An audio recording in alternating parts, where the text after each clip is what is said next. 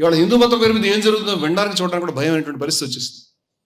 జై శ్రీరామ్ అంటే అర్థం ఏంటి? స్వామివారి ఇందాక మాట్లాడారు. జై శ్రీరామ్ అంటే దేవునికి, రాముణ్ణి కోట్లాది మంది హిందువులు దేవుడని భావిస్తారు. జై శ్రీరామ్ అంటే దేవుడికి జయము అని, వేరే అర్థమే లేదు దాంట్లో. అలాగే అల్లాహ్ అక్బర్ అంటే, అల్లా అంటే ఒక సంప్రదాయం ప్రకారం దేవుడు, అల్లాహ్ అక్బర్ అంటే దేవుడు సర్వోన్నతుడు అని. ఈ రెండు మాటలకి నాకు తెలిసి పెద్ద తేడా ఏం లేదు. కానీ ఎవరినైనా కొట్టాలంటే, చంపాలంటే అల్లాహ్ అక్బర్ అనడం కానీ జై శ్రీరామ్ అంటే చాలా దారుణం. ఏదైతే హిందూ మతం పేరు మీద ఇవాళ హిందూ మతం అంటే ఏమిటి తెలియనటువంటి ఒక కన్ఫ్యూజన్ అనేటువంటిది ప్రారంభమైంది. హిందూ మతాన్ని ఒక ఫ్రేమ్లో కుదించే ప్రయత్నం జరుగుతోంది. అంచేత Hindus for plurality and equality, బహుళత్వము మరియు సమానత్వం, ఈ రెండు ఉన్నాయి హిందూ మతంలో. కానీ హిందూ మతం పేరు మీద జరుగుతున్నటువంటి అనేక కాన్క్లేవ్స్లో కొట్టండి, చంపండి, కొట్టి మాట్లాడండి ఓపెన్ చెప్తున్నారు. ఇవన్నీ కూడా సదస్సుల్లో వచ్చేస్తున్నాయి. కాషాయ వ్యవస్థలు వేసుకున్నటువంటి వాళ్ళు మాట్లాడుతున్నారు. అవన్నీ కూడా వాట్సాప్లోకి వస్తున్నాయి, అవన్నీ సెల్ ఫోన్లోకి వస్తున్నాయి. అనేక మంది, కోట్ల మంది యువతుల్ని కూడా వాళ్ళని విద్వేషపూరితులుగా తయారు చేస్తా ఉన్నాయి. అంచేత దీన్ని మనం మాట్లాడాలక్కర్లేదని. మతం అంటే ఒక పుస్తకం, ఓ దేవుడు, ఒక గురువు గారు, ఒక సిస్టమ్, దీన్ని దాటి వెళ్ళడానికి వెళ్ళేది మీరు బయట ఉన్నాయి. కానీ హిందూ మతం అటువంటి ఫ్రేమ్లో ఉన్నటువంటి మతం కాదు. అటువంటి ప్రమాణాల ప్రకారం చూస్తే హిందూ మతం మతమే కాదు. మరి హిందూ మతం కాదని తీసేద్దామంటే దీన్ని ఏమనాలి? ఇదో ప్రాబ్లం ఇది. అందుచేత మేము దీని యొక్క నిర్వచనానికి పూనుకున్నాం. దీన్ని అంటే ఈ నిర్వచనాలు అది గొప్ప సాహసం నాకు తెలిసినంత వరకు. దాన్ని మేము ఏమన్నామంటే, ఇక్కడ ఒక పుస్తకం కానీ, ఒక సంప్రదాయం కానీ, ఒక దేవుడు కానీ అందరూ ఆమోదించేటువంటి వ్యవస్థ కానీ లేవు మా దగ్గర. అవి ఉంటేనే మీరు మతం అంటే మేము ఖచ్చితంగా మతం కాదు. మేమేమన్నామంటే హిందూ మతం కాదు, ఇది ఒక జీవన విధానం అని చెప్పేవాళ్ళున్నారు. మేము అంగీకరించట్లేదు. ఇది ఒక జీవన విధానం కాదు, పలు జీవన విధానాల సహజీవన వ్యవస్థ అని చెప్తున్నాం మేము. ఆదాన ప్రధానాల సహజీవన వ్యవస్థ. ఒక సిస్టమ్ లేదు.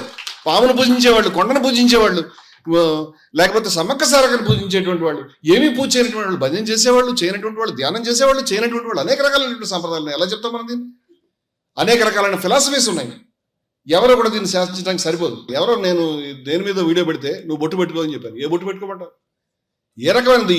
ఈ వై పెట్టుకోమంటావా, ఎక్స్ పెట్టుకోమంటావా, 3 పెట్టుకోమంటావా, అడ్డంగా పెట్టుకోమంటావా, నిలువు పెట్టుకోమంటావా, నీకు తెలియదు, చాలా ఉన్నాయి. ఇది అర్థం లేనటువంటి మాటలు ఇవన్నీ కూడా. నువ్వు జై శ్రీరామ్ అంటేనే హిందూ అవుతాడనేటువంటి అభిప్రాయం అనేటువంటిది నేను జై శ్రీరామ్ అనడానికి వ్యతిరేకం కాదు. రాముడిని కీర్తించడానికి ఏం వ్యతిరేకం కాదు. ఆ సంప్రదాయాన్ని కానీ, భక్తులు కానీ ఏం అవమానించే ఉద్దేశంలో మేము ఎవరు లేము. స్వామివారు కూడా అన్నారు ఇందాక. కానీ మేమేమంటామంటే, దీన్ని మీరు షరతుగా ముందుకు తీసుకొస్తే మేము అభ్యంతరం వ్యక్తం చేస్తుంది. మీకు తెలుసో తెలియదో, పురాణ హిందూ మతాన్ని లేదా రాముడిని, కృష్ణుడిని గౌరవించినటువంటి, లేదా ఇది ఏమంత ఆ స్థాయి కాదు అని చెప్పినటువంటి అనేక సంప్రదాయాల శాఖలు మనకు ఉన్నాయి. దయానంద సరస్వతి గారు ఉన్నారు, వారు ఉన్నారు ఇక్కడ నుంచి, ఆర్య సమాజ్ వారు ఉన్నారు, వారు చెప్పారు. అలాగే అనేక సంప్రదాయాలు నేను చెప్పగలుగుతాను. నేను ఇక్కడ కనీసం 60-70 సంప్రదాయాలని ఇక్కడ రాశాను. కానీ ఇది సరిపోదు ఈ క్యాన్వాస్. అందుచేత ఆగాం. 3 రోజులు కష్టపడ్డాను నేను దీని మీద. అయ్యో వైకుందారు ఉన్నాడు, ఆయన జ్యోతిని లేకపోతే అద్దాన్ని పూజిస్తాడు. నారాయణ గురు ఉన్నాడు, అనేక మంది సంప్రదాయాలు కలిగిన అంటున్నారు. వాళ్ళు పౌరాణిక హిందూ మతాన్ని మేము అంగీకరించమని చెప్పారు. వాళ్ళు హిందువులు కాదని నువ్వు అంటావు ఇవాళ? నువ్వు ఎవరు చెప్పడానికి? వేదంలో ఇవన్నీ లేవు. వేదంలో ఉన్నటువంటి మతం తర్వాత ఉపనిషత్ కాలంలో మారింది. ఉపనిషత్ కాలంలో ఉన్న మతం, పురాణ మతం ఇంకొంచెం మారింది. మారుతూనే కూడా విభిన్నంగా ఉంటూ వచ్చింది. మాకు తెలియదు ఇవన్నీ కూడా. ఇవాళ ఒక భయాన్ని ప్రజల్లోకి ఇంపోజ్ చేసి హిందూ మతం కొంపలు మునిగిపోతున్నాయి, ఆరిపోతుంది, చచ్చిపోతుంది అని చెప్పేటువంటి అలేక మహిమ సంప్రదాయం నుంచి ఇక్కడ వచ్చినటువంటి అనేక మంది సాధువులు ఉన్నారు. అలేక మహిమ సంప్రదాయంలో ఉండేటువంటి సాధువులు, అలేక మహిమ సంప్రదాయం అది 200 ఏళ్ల నుంచి అద్భుతమైనటువంటి జ్యోతి. అది కులాన్ని వ్యతిరేకించేటువంటి ఒక అగ్గిలేదు. అటువంటి సంప్రదాయం కలిగినటువంటి వాళ్ళు పురాణ హిందూ మతాన్ని అంగీకరించిన వాళ్ళు వేదాల్లో, ఉపనిషత్తులో వాళ్ళకి కావాల్సిన బాగా నాకు తప్పే ఉంది దాంట్లో. వాళ్ళు హిందువులు కాదని అడుగుతున్నాను నేను. ఎవరు చెప్తారు హిందువులు కాదని? నువ్వెవరు చెప్పడానికి ఎవరు హిందువు ఎవరు కాదు? ఈ విషయాన్ని అంగీకరించడానికి మేము సిద్ధంగా లేవని చెప్తున్నాం. అందుచేత ఇది ఏమంత విషయం? ఖచ్చితంగా విషయమే. ఒక నినాదము, ఒక దేవుడు, ఒక మతం ఉన్నది మా మతం కాదు. అలాగే దీన్ని ఒక విద్వేషపూరితమైన ఫ్రేమ్లో, ఇంకా ఓపెన్గా చెప్తున్నాను, రాజకీయమైనటువంటి ఫ్రేమ్లో, ఒక రాజకీయ లబ్ధి గురించి మీరు మతాన్ని వాడొద్దని నేను చేతులెత్తి దండం పెడితే అడుగుతాను. మేము ఈ రాజకీయ నాయకులందరినీ కూడా, మీ పార్టీ ప్రచారం మీరు చేసుకోండి, మీ మేనిఫెస్టో చెప్పుకోండి, ప్రజలకి ఏ మేలైనా చేయండి. కానీ రాముణ్ణి, కృష్ణుణ్ణి, మతాన్ని దీంట్లోకి ఏడవద్దని చెప్తున్నాం మేము. అలాగే విద్వేషాలకి మేము చూసిన వీడియోని, వ్యక్తిని కట్టేసి అతన్ని చావగొడుతూ జై శ్రీరామ్ అను అతన్ని తీవ్రంగా హింసించడం, మీరు కావాలంటే వస్తాయి, నీ పేర్లు సంవత్సరాలు కూడా చెప్పగలుగుతారు. హింసిస్తూ ఇది చూసామా, జై శ్రీరామ్ అను అని చెప్పి చివరికి అతను చచ్చిపోయాడు. స్తంభానికి వేసి కట్టేసి హింసించి చంపేశారు. అవసరమా ఇది? రాముడు ఆ విధంగా చెప్పాడా? చివరికి రావణాసురుడు కూడా నేడు పోయి రేపు రాని ఓడించిన తర్వాత కూడా తల్లార కూడా పంపించినటువంటి ఒక ధీరోదత్తమైనటువంటి అపూర్వమైనటువంటి వ్యక్తిత్వం.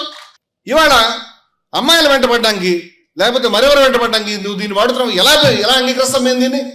ఇంత కోట్ల మంది హిందువులు ఎవరు ప్రతిఘటించట్లేదు, ఎవరు మాట్లాడట్లేదు నువ్వు అనుకుంటే ఇది అభ్యంతరకరం. మేము దీన్ని అంగీకరించే సమస్య లేదు, ఈ విధానాలు కొనసాగలేమని చెప్తున్నాను నేను. ఇది ప్రారంభం. ఇది ఇటువంటి అగ్నిని అనేక చోట్లకు మేము తీసుకెళ్ళగలుగుతాం. అన్ని మతాలకి ఈక్వల్ ప్లేయింగ్ గ్రౌండ్ ఉండాలి, అందరూ సహజీవనం చేయాలి, అందరూ సమానంగా ఉండాలి, అందరికి అవకాశాలు ఉండాలి, ఎవరికి అవకాశం లేకుండా నిరాకరించకూడదని చెప్తున్నాను. మనకు ఉన్నటువంటి షడ్దర్శనాల్లో 5 దర్శనాలు ఆస్తికమైన దర్శనాలు కాదు, చాలా మంది తెలియదు. ఇవాళ మీరు ఒక ఫ్రేమ్ లో తయారు చేస్తారు, ఒక దేవుడు, ఒక పుస్తకం, ఒక మతం, దీన్ని అంగీకరించాలి కాదా? నాస్తికుల మీద దాడి చేస్తారు, నాస్తికులు కూడా దీంట్లో చాలా బాధపడతాను. నాస్తికులు హిందూ కాదని నువ్వు ఎట్లా అంటావు? నీకు తెలియదేమో విషయం. సాయణ మాధవుడు అనేటువంటి మహానుభావుడు సర్వ దర్శన సంగ్రహాన్ని రచించినటువంటి 14వ శతాబ్దంలో అద్భుతమైనటువంటి పుస్తకం అది. దాంట్లో 16 దర్శనాలు రాశారు. మొదటి దర్శనమే చార్వాక దర్శనం. అదొక సంప్రదాయం, దాన్ని ఎవరు నిరాకరించారు? నీకు తెలియదేమో విషయం. ద్వైతి హిందువే, అద్వైతి హిందువే, విశిష్టాద్వైతి హిందువే, ద్వైతాద్వైతి హిందువే, శాక్తేయుడు హిందువే, అలాగే అజ్ఞేయవాది హిందువే, నాస్తికుడు హిందువే, ఆస్తికుడు హిందువే. నువ్వెవరో కాదని చెప్పడానికి మా మతం, మా సిస్టమ్ ఎలా ఉంది నీకు తెలియదేమో. ఇదంతా కూడా నీకు తెలియకపోవచ్చు విషయం అంతా కూడా. నువ్వు చెప్తున్నటువంటి గుడి వేదన లేదు, వేదరక్షణ తీసుకొస్తే ఆయన గుడిని ఒప్పుకోడు. ఏం చేద్దాం దానికి? ఆ రోజు ఉన్నటువంటి సంప్రదాయం అది. వివేకానందుడు చెప్పాడు, సత్యం నీ స్థాయికి రాదు, సమాజం సత్యం స్థాయికి ఎదగాలి, నీ స్థాయికి సత్యం దిగదు, అది నీ సమస్య. నువ్వు లేకపోతే దానికి ఎవరు బాధ్యత వహిస్తారు? ఎవరో కొంతమంది దాన్ని చూడగలుగుతారు. వాళ్ళు చెప్పారు ఆ విషయాన్ని. ఆయన ఇందాక చెప్పాడు, బ్రాహ్మణుడు, ఏ బ్రాహ్మణుడు? విద్యావినయ సంపన్నుడు అయినప్పుడు విద్యావినయ సంపన్నే బ్రాహ్మణే గవిహస్తిని సునిచైవ స్వపాకైచ పండిత సమదర్శన అంటే విద్యావినయ సంపన్నుడైన బ్రాహ్మణుడు. అదే సమయంలో ఆవు, కుక్క, ఏనుగు, కుక్కని తినే చండాలుడు. ఏం మాట్లాడివి? నా దగ్గరికి మొన్న ఒక స్ట్రీమ్ కి సంబంధించిన మా గురువు గారు చాలా గొప్ప ఆయన.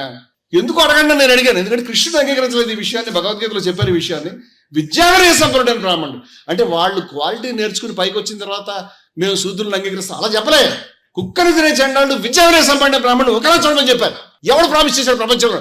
నేను తెలుసుకుందామని అడుగుతున్నాను. నువ్వు చచ్చిపోయిన తర్వాత వచ్చేటువంటి దేవుడు రాజ్యం, నువ్వు చచ్చిపోయిన తర్వాత వచ్చే స్వర్గాలను పురాణ మతాలు ప్రామిస్ చేస్తాయి కాదే. ఇహైవ ఈ మూమెంట్ లో, ఈ క్షణం, ఈ హాల్లో ఇక్కడ మనం మాట్లాడుతుంటే, మనం అక్కడ కూర్చుంటే, ఇక్కడ నిలబడి మాట్లాడుతుంటే ఇప్పుడు నువ్వు స్వర్గాన్ని గెలుచుకోవచ్చు ఈ సెకండ్. వాళ్ళు చెప్పారు అలాగే. ఇహైవ అంటే మాట అర్థం అదే. ఇహైవ తైర్జితస్తర్గో యశాం సామ్య స్థిత. మనం ఎటువంటి సమానత్వము? విద్యావినయ సంపన్నుడైన బ్రాహ్మణుని, కుక్కని చండాలని, ఆవుని, కుక్కని, ఏనుగుని, ఈ మాటల్ని చెప్పినటువంటి వాళ్ళు ఇహైవ అటువంటి సమానత్వాన్ని నువ్వు అందుకోగలిగితే ఈ మూమెంట్ లో, ఈ సెకండ్ లో నువ్వు మోక్షం, నువ్వు ఎన్లైటన్మెంట్, నువ్వు దేన్నైనా ఇప్పుడు పట్టుకోవచ్చు. ఎవడు ప్రామిస్ చేశాడు ఈ మాట? యశాం సామ్య స్థితం మనహ. ఇటువంటి సమానత్వాన్ని నువ్వు పెట్టుకుంటే నువ్వు ఇప్పుడు దాన్ని పట్టుకోవచ్చు. నువ్వు అనుకునే దైవాన్ని, నువ్వు అనుకునే బ్రహ్మాన్ని ప్రతి మనిషిలో చూడాలి. నువ్వు చెప్తావు అన్య మతస్థులు వాళ్ళు అని చెప్తున్నావు.